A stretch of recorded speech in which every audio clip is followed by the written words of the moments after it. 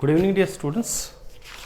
हमारा 12th class का काफ़ी एक इम्पोर्टेंट टॉपिक है इलेक्ट्रिक फील्ड लाइंस, और ये एग्जाम पॉइंट ऑफ व्यू से ज़्यादा इम्पोर्टेंट है। कॉम्पिटिटिव पॉइंट ऑफ व्यू से इसमें छोटा मोटा क्वेश्चन बन सकता है। तो देखिए बच्चों, जो इलेक्ट्रिक फील्ड का जो कंसेप्ट था that was given by sir Michael Faraday, और माइकल फैराडे सर ने उसका जो मैथमेटिकल एक्सप्रेशन है वो नहीं दिया। यानी जो हम पढ़ते हैं E = F/Q, that was not given by sir Michael Faraday, वो डिफाइन किया गया बाद में। लेकिन उन्होंने एक बात ज़रूर कही थी। सबसे पहले उन्होंने फील्ड का कंसेप्ट दिया और उसके बाद उन्होंने बताया कि हम फील्ड को एक पिक्चर के रूप में भी ड्रॉ कर सकते हैं with the help of some lines. और उन लाइंस को उन्होंने नाम दिया था प्यारे बच्चों, lines of force. But unfortunately बच्चों, ये जो वर्ड था लाइंस ऑफ फोर्स, ये हमारे आज के टर्म में फिट नहीं बैठता, क्योंकि हम इलेक्ट्रिक फील्ड के साथ साथ जो इलेक्ट्रिक फील्ड का जो कंसेप्ट था जो फैराडे साहब ने दिया, उसको हमने फिर जनरलाइज किया और इसको हमने मैग्नेटिक फील्ड के लिए भी अप्लाई किया, इसको हमने टेम्परेचर फील्ड के लिए भी अप्लाई किया, इसको हमने ग्रेविटेशनल फील्ड के लिए भी अप्लाई किया। तो प्यारे बच्चों, हमने फिर फील्ड के कंसेप्ट को जनरलाइज कर दिया। तो ये जो वर्ड लाइन ऑफ फोर्स है, ये इलेक्ट्रोस्टैटिक फील्ड के लिए तो बिल्कुल सही जचता है, लेकिन जब हम मैग्नेटिक फील्ड डिफाइन करते हैं, मैग्नेटिक फील्ड बिल्कुल इलेक्ट्रिक फील्ड की तरह ही हम इसको बच्चों डिफाइन करेंगे, वहाँ आके थोड़ा प्रॉब्लम हो जाती है। इसलिए हम जो इससे जो एप्रोप्रिएट वर्ड है हम वो यूज करेंगे, and that word is electric field lines. अगर हम मैग्नेटिक फील्ड की बात करेंगे तो फिर मैग्नेटिक फील्ड लाइंस, अगर हम ग्रेविटेशनल फील्ड की बात करेंगे तो ग्रेविटेशनल फील्ड लाइंस, और जनरली आप बोलेंगे तो फील्ड लाइंस। लेकिन हम इन्हें लाइंस ऑफ फोर्स नहीं बोलेंगे प्यारे बच्चों। ये होती क्या है? देखिए प्यारे बच्चों, इसको ऐसे समझेंगे हम कि मान लीजिए आपके पास एक पॉइंट चार्ज है और मैंने उसको मान लिया कि वो पॉजिटिव है, तो this is our positive point charge. अब हमने इस पॉजिटिव पॉइंट चार्ज के आसपास इलेक्ट्रिक फील्ड को डायग्राम की मदद से लिखना है। तो ये हमें मालूम है कि इलेक्ट्रिक फील्ड एक वेक्टर क्वांटिटी होती है। तो किसी भी पॉइंट पर जब हम फील्ड डिफाइन करेंगे तो उस पॉइंट पे हमें एक वेक्टर ड्रॉ करना पड़ेगा, और उस वेक्टर में बच्चों दो चीज होंगी। एक तो होगी उस वेक्टर की लेंथ, और वो जो वेक्टर की लेंथ है वो हमें देगी प्यारे बच्चों मैग्नीट्यूड ऑफ आवर फील्ड, और एक उस वेक्टर में होगी प्यारे बच्चों एरो, जो हमें क्या देगी प्यारे बच्चों मैग्नेटिक हमारा इलेक्ट्रिक फील्ड लाइंस का डायरेक्शन। तो ये दो इंफॉर्मेशन हमें देनी पड़ेगी एक पॉइंट पे, तब हम फील्ड को अच्छे से डिफाइन कर सकते हैं। तो हमने क्या किया प्यारे बच्चों कि +Q के पास इस पॉइंट को हमने सेलेक्ट किया। इस पॉइंट पे इलेक्ट्रिक फील्ड को मैंने डिफाइन किया, क्या एक वेक्टर मैंने खींच दिया। ऐसे इस पॉइंट पे मैंने ये वेक्टर खींच दिया, इसकी लेंथ प्रोपोर्शनल है मैग्नीट्यूड के, arrow is giving us the direction. तो ये हमें मालूम है पहले से भी कि ये रेडियली आउटवर्ड होंगे। तो हमने सारे जो एरो हैं अगर आप देखेंगे ये रेडियली आउटवर्ड है। लेकिन प्यारे बच्चों, इसके बाद हमने नेक्स्ट पॉइंट की बात की। इस पॉइंट पर इलेक्ट्रिक फील्ड की डायरेक्शन इधर ही होगी, लेकिन हमें पता है कि इलेक्ट्रिक फील्ड जो होता है हमारा, it is inversely proportional to square of the distance. तो जिस कारण से डिस्टेंस बढ़ेगा तो इलेक्ट्रिक फील्ड घटेगा। यहां हमारा एरो जो है वो छोटा आएगा। अब आप यहां भी देख सकते हैं कि जो सेकंड एरो हमने बनाया है वो पहले वाले से लेंथ में छोटा है। आप इसको with the help of scale बनाए प्यारे बच्चों, बड़ा अच्छा डायग्राम ये बनेगा। तो जो सेकंड पॉइंट हमने लिया है उससे जो वेक्टर बना that is of shorter length as compare to the previous vector. फिर हम बच्चों आए तीसरे पॉइंट पे। अगर आप यहाँ तीसरे पॉइंट की बात करें तो हमारा जो वेक्टर है, गौर से देखिएगा, डायरेक्शन तो वही रिटेन कर रहा है, लेकिन मैग्नीट्यूड उसका और भी छोटा हो गया। ये और भी छोटा एरो हमारा हो गया तीसरे वाला, एंड सो ऑन बच्चों। अगर आप फोर्थ पॉइंट पे जाएंगे तो वेक्टर और भी छोटा हो जाएगा, बट डायरेक्शन इज सेम। तो हमारे जो फैराडे जो थे, माइकल फैराडे, उन्होंने क्या किया, उन्होंने इन एरोज को कनेक्ट कर दिया। उन्होंने कहा कि ये जो अलग अलग एरो हैं इन सारे एरोज को एक लाइन में कनेक्ट कर दीजिए। तो अगर हम इन 4 एरो को, हम 4 से ज़्यादा भी ले सकते हैं, कम भी ले सकते हैं, एक लाइन से कनेक्ट कर देते हैं, then this line will be our electric field lines. और इसी प्रकार से हम इन सारों को कनेक्ट कर देंगे। अब आप इसमें ये मत देखिएगा कि इसमें वेक्टर हैं, अब आप उन वेक्टर्स को भूल जाइएगा, सिर्फ ये जो लाइन है उन्हीं पे ध्यान दीजिएगा।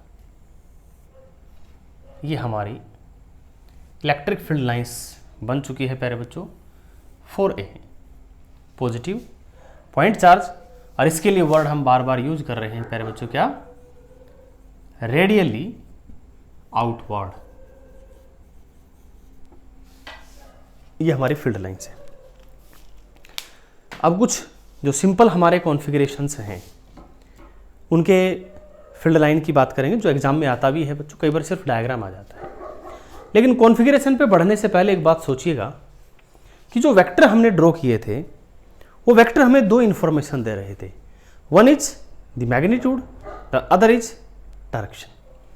अगर इस नए रिप्रेजेंटेशन की बात करें, हमने बहुत सारी लाइन जो खींच दी है यहाँ पे, उस रिप्रेजेंटेशन में डायरेक्शन तो समझ में आता है। अगर आप गौर से देखेंगे तो डायरेक्शन तो वही है जो हमारे वेक्टर्स की थी, यानी हमारी डायरेक्शनल जो इन्फॉर्मेशन है वो हमारी सेव है। लेकिन यहाँ एक प्रॉब्लम हो गई है कि हमारा जो मैग्नीट्यूड का जो इन्फॉर्मेशन है कि मैग्नीट्यूड किस पॉइंट पे कितना होगा वो यहाँ पे दिख नहीं रहा, क्योंकि वहाँ तो क्या था कि वेक्टर की जो लेंथ थी वो हमें बता रही थी कि इसका मैग्नीट्यूड कितना है। अब यहाँ पे लेंथ नहीं है, एक लाइन हमने खींच दी है, लेकिन डियर स्टूडेंट यहाँ हमारी जो इन्फॉर्मेशन थी वो लॉस्ट नहीं हुई है, वो अब नए रूप में हमारे सामने है। वो कैसे, देखिए प्यारे बच्चों, सबसे पहले अगर हम डायरेक्शन की बात करें, इसकी जो डायरेक्शनल इंफॉर्मेशन है इलेक्ट्रिक फील्ड लाइंस की, वो हमारे पास रिटेन है बच्चों, हमारे पास है अभी भी। वो कहाँ है? That direction is along the tangent at any point of the field lines. प्यारे बच्चों, बड़ी इंपॉर्टेंट बात है ये, even it is the definition of electric field. कुछ एक बच्चे क्या करते हैं कि वो प्रॉपर्टी में इसको लिख लेते हैं कि इलेक्ट्रिक फील्ड लाइंस की प्रॉपर्टीज क्या, क्योंकि वो भी एक बड़ा इंपॉर्टेंट टॉपिक है, इससे नेक्स्ट टॉपिक है हमारा। तो उसमें वो लिख देते हैं कि the tangent to any point of which gives the direction of electric field at that point. लेकिन प्यारे बच्चों ये ऐसा नहीं है, ये उसकी डेफिनेशन है ना कि उसकी प्रॉपर्टी है। फैराडे साहब ने इसको डिफाइन ऐसे ही किया था। इसका मतलब ये प्यारे बच्चों, मान लीजिए ये हमारे पास फील्ड लाइन है इस प्रकार से। इस फील्ड लाइन में कोई भी आपने आर्बिट्रेरीली एक पॉइंट सेलेक्ट किया, से आपने ये पॉइंट सेलेक्ट किया, तो इस पॉइंट पे जो हमारी डायरेक्शन होगी, क्योंकि ये तो बड़ा सिंपल है, सिंपल पॉइंट चार्ज है, यहाँ तो आप बता सकते हैं डायरेक्शन किधर है, आपको एरो दिख रहा है। लेकिन इसमें ये एक वेक्टर, अगर आप देखें तो ये वेक्टर की तरह नहीं है, ये तो फिर भी एक वेक्टर की तरह जैसा ही दिखता है। इस केस में अगर हमें डायरेक्शन बतानी हो तो हमें इस पॉइंट पर एक टेंजेंट खींचना पड़ेगा। अब टेंजेंट में भी बच्चों 2 एरो खींच सकती है, किधर भी है किधर भी, लेकिन वो जो टेंजेंट का जो एरो खींचना है वो हमें वही खींचना है, उसी तरफ खींचना जिस तरफ यहाँ हमारे फील्ड की डायरेक्शन। तो हमारा फील्ड जो है उसकी डायरेक्शन अगर आप देखें इस फील्ड लाइन की तो यूं है, तो हमारे टेंजेंट पे भी इधर डायरेक्शन आएगी। सो डायरेक्शनल एस्पेक्ट हमारा कहाँ छिपा है? टेंजेंट में। जिस भी पॉइंट पे डायरेक्शन चाहिए उसी पॉइंट पे आप टेंजेंट खींच दीजिए, प्रॉपर वे में एरो लगाइए and you get the directional information. अब दूसरी बच्चों बात आती है क्या, हमारा जो मैग्नीट्यूड का जो इंफॉर्मेशन था वो कहाँ गया? क्योंकि यहाँ पर मैग्नीट्यूड लेंथ दे रहा था और लेंथ अब इसमें रहा नहीं, पूरा एक ही लेंथ हो गया है।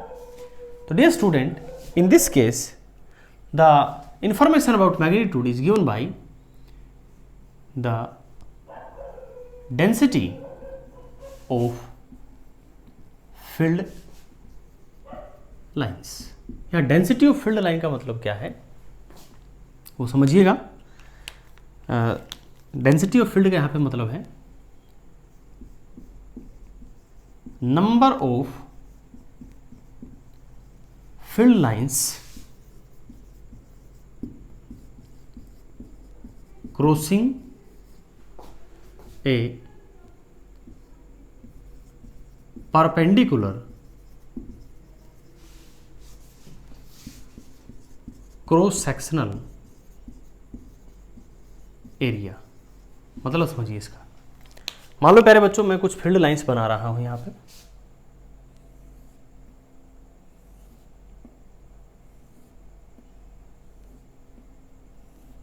ये हमने प्यारे बच्चों कुछ फील्ड लाइंस बना दी, ठीक है। यहां एक हमने पॉइंट लिया, एक पॉइंट हमने यहां लिया।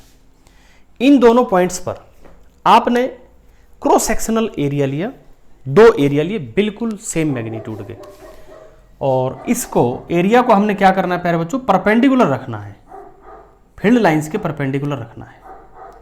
अब इसी एरिया को, इतने ही बड़े एरिया को आप यहां रखेंगे। तो गौर से देखो बच्चों, इन दोनों एरिया में पहला पॉइंट जो हमारा P है, दूसरा पॉइंट जो हमारा Q है। पॉइंट P पर जो आपने एरिया रखा है, इस एरिया में से 1 2 3 एंड 4 4 लाइनें पास हो रही है।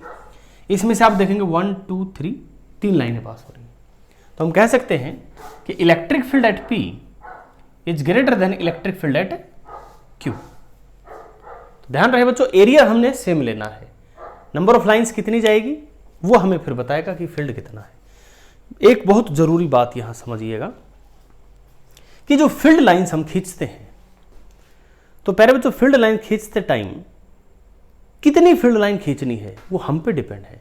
अब गौर से देखो, इस पॉइंट चार्ज के अबाउट मैंने यहाँ पे आई थिंक 8 लाइंस 1 2 3 4 5 6 7 8 लाइंस यहाँ पे हमने खींची है।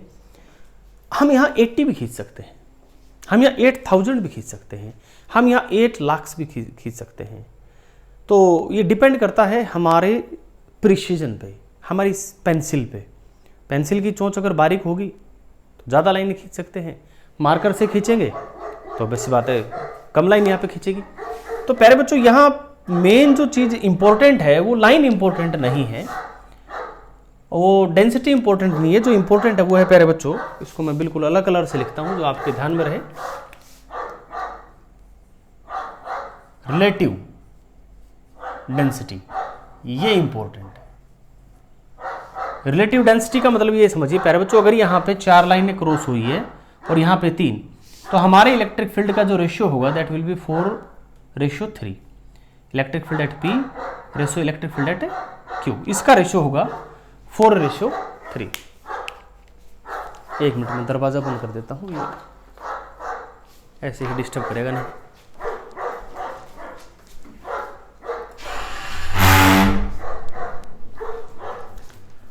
तो देखिए बच्चों, हमने कहा कि ये रिलेटिव डेंसिटी यहाँ पे मैटर करता है। यहाँ कहने का अर्थ ये हुआ कि अगर आपने यहाँ नंबर ऑफ फील्ड लाइंस, यहाँ पे आपने 5 लाइंस खींची है, अगर यहाँ पे आप 50 लाइंस खींचेंगे तो यहाँ पे 40 लाइंस आएगी और यहाँ पे 30 लाइन आएगी, द रेशियो इज सेम। तो ये ध्यान रहे, नंबर ऑफ लाइंस पे हम ना जाएं। यानी आप ये नहीं कह सकते कि यहाँ 40 लाइंस है, यहाँ 30 लाइंस है, तो यहाँ पर फील्ड इससे मतलब ज़्यादा है, यानी 4 और 3 के कंपैरिजन में ज़्यादा। No, the ratio is important, not the number of lines is important. So इसलिए हमने वर्ड क्या लिखा है, relative density, that is very important dear students.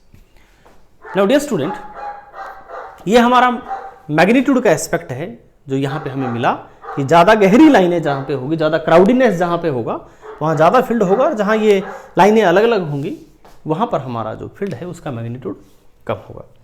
अब प्यारे बच्चों, ये पॉजिटिव के लिए है रेडियली आउटवर्ड, नेगेटिव के लिए बताने की जरूरत नहीं है, इसमें सिर्फ एरो आप अंदर कर देना and the answer will be radially inward. तो नेगेटिव के लिए आप खुद बनाएंगे, हम और दूसरे जो चार्ज कॉन्फ़िगरेशन है उनके लिए बनाते हैं। जैसे मान लीजिए बच्चों, अगर हमने फील्ड लाइंस ऐसी बना दी,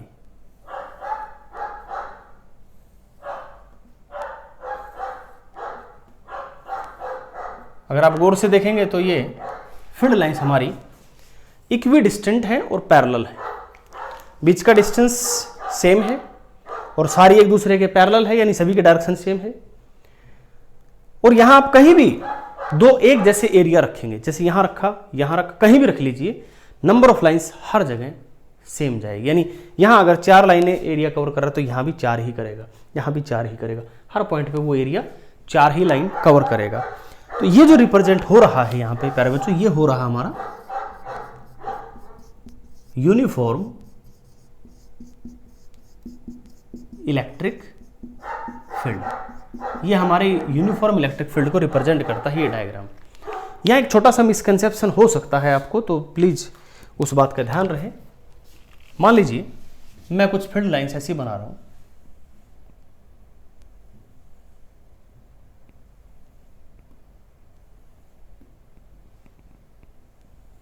ये हमने फील्ड लाइंस बनाई। इन फील्ड लाइंस को अगर आप गौर से देखेंगे तो बीच का डिस्टेंस सेम है, पैरेलल है, but these are not straight lines. तो क्या हम इसे यूनिफॉर्म कहेंगे? एक बार को तो लगता है हाँ यूनिफॉर्म होना चाहिए, क्योंकि जो एरिया है अगर आप यहां रखेंगे, यहां रखेंगे, अगर इस सीध में रखेंगे, ठीक है, तो वो आपको नंबर ऑफ लाइंस क्या है, सेम आएगी। But the answer is no, this is not a uniform electric field. ये यूनिफॉर्म इलेक्ट्रिक फील्ड को रिप्रेजेंट नहीं करता है, क्योंकि यहां पर प्यारे बच्चों आप देखेंगे मैग्नीट्यूड इज सेम। अगर मैं यहां पे पॉइंट लेता हूं पॉइंट P, यहां मैंने पॉइंट ले लिया Q, तो मैग्नीट्यूड इज सेम। तो I can say EP equals EQ in terms of magnitude. लेकिन मैं ये नहीं लिख सकता कि EP इक्वल्स EQ, क्योंकि प्यारे बच्चों अगर आप यहां की बात करेंगे, इस पॉइंट की बात करेंगे, इस पॉइंट की बात करेंगे, तो इलेक्ट्रिक फील्ड की डायरेक्शन यहां ऐसे है और यहां डायरेक्शन ऐसे है। तो डायरेक्शनल एस्पेक्ट आपने देखा बिल्कुल अलग अलग हो गया, तो electric field is not uniform. इसके बाद बच्चों अगला हमारा चार्ज कॉन्फ़िगरेशन है, we have two equal and similar charges. मैंने दोनों पॉजिटिव ले लिए हैं प्यारे बच्चों, आप इनको दोनों नेगेटिव के लिए खुद करेंगे। तो यहां पॉजिटिव के कारण आप क्या देखेंगे, इलेक्ट्रिक फील्ड लाइंस आपने देखा पॉजिटिव से ये दूर की तरफ जाती है। So this is the representation for two positive field lines due to two positive charges. आपने लाइन खींचनी है और लाइनों को एक दूसरे से इस प्रकार से अगर आप देखेंगे, और भी हम खींच सकते हैं यहाँ पे, ये पॉजिटिव पॉजिटिव जो है एक दूसरे को रिपेल करते हैं, तो इसलिए इनकी जो लाइंस होगी वो भी एक दूसरे से बच्चों बच के जाने की कोशिश करेंगी। ये कोशिश करेंगे कि एक दूसरे से बच के जाए। ये यहाँ पे काटेंगे नहीं, प्लीज ध्यान रहे, इस प्रकार से बच के चले जाएंगे, यहाँ पे भी और यहाँ पे भी। अगर हम बात करें दो इक्वल अपोजिट चार्जेस की, तो मान लीजिए मैंने एक बच्चों पॉजिटिव चार्ज ले लिया, एक नेगेटिव चार्ज ले लिया, तो यहां पे जो फील्ड लाइंस आएगी बच्चों, ये पॉजिटिव से नेगेटिव की तरफ जाएगी और ये हमारा दो इक्वल एंड ऑपोजिट चार्ज के लिए है। डियर स्टूडेंट, इस टॉपिक में एक बात का ध्यान रहे कि कई बार सिर्फ ये डायग्राम ही आ जाता है, यानी आपसे ये पूछ लेंगे कि आपको इलेक्ट्रिक फील्ड लाइंस ड्रॉ करनी है पॉजिटिव चार्ज के लिए, अकेले पॉजिटिव चार्ज के लिए ये रहा, नेगेटिव चार्ज के लिए ये रहा, आप बना लेंगे।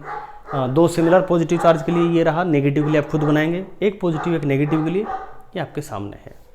और एक यूनिफॉर्म नॉन यूनिफॉर्म, ये भी ध्यान रहे बच्चों, ये नॉन यूनिफॉर्म इलेक्ट्रिक फील्ड है, ये यूनिफॉर्म है, ये भी नॉन यूनिफॉर्म है। ये नॉन यूनिफॉर्म क्यों है, ये आपको अच्छे से समझ में आना चाहिए कि only magnitude doesn't define the electric field. हमें यहाँ पे डायरेक्शन भी बतानी होती है, ठीक है प्यारे बच्चों। तो एनसीईआरटी में भी अच्छे से डायग्राम दिए गए हैं, वो डायग्राम आप वहाँ की मदद से लेके बना सकते हैं, वहाँ टॉपिक को पढ़िएगा, अच्छे से सुंदर नोट्स बनाइएगा और इसका स्क्रीनशॉट ले सकते हैं। Thanks for watching the video बच्चों।